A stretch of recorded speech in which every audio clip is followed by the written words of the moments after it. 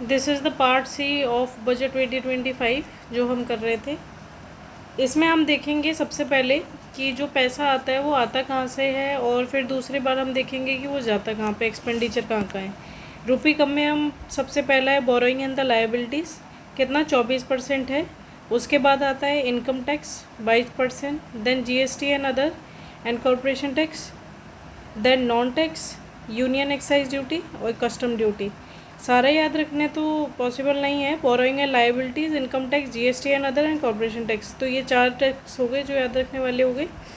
Expenditure देखेंगे तो state share of taxes and the duties 22%, interest payment 20%, central sector scheme 16%, defence हो गया, finance commission and other transfer इन और centrally sponsored scheme, ये सब 8% पे ही हैं।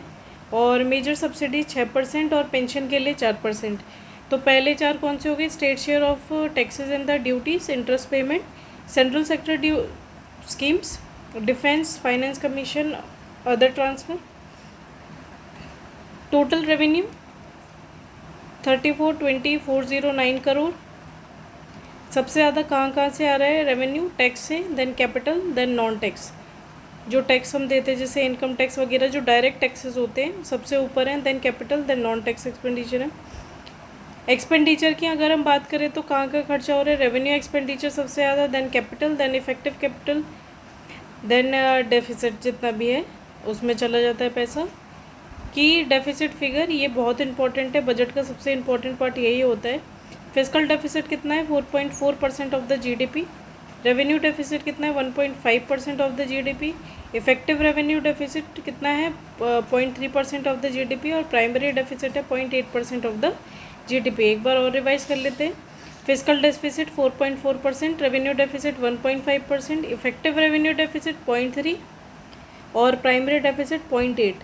तो इन दोनों को याद करने के लिए 3 5 15, तो 0.3 1.5।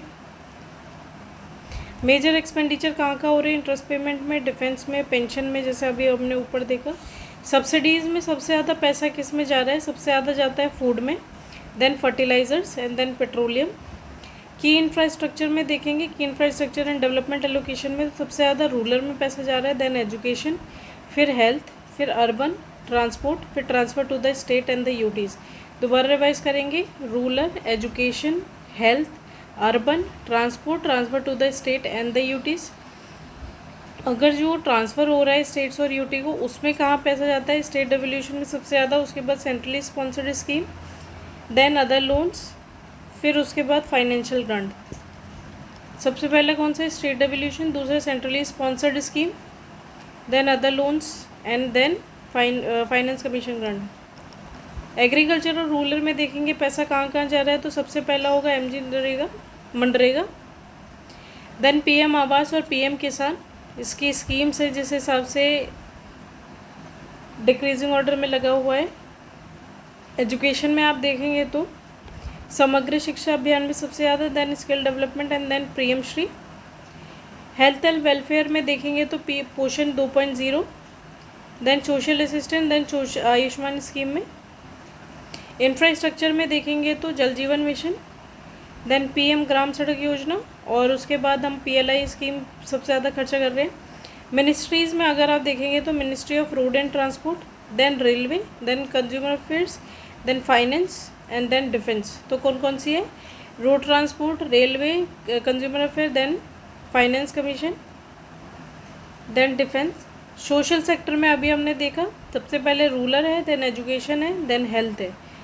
तो इस तरीके से ये बजट का पार्ट भी ख़त्म होता है। इस तरीके से हमने पूरा बजट कंप्लीट कर लिया है। Do subscribe the channel. Thank you very much.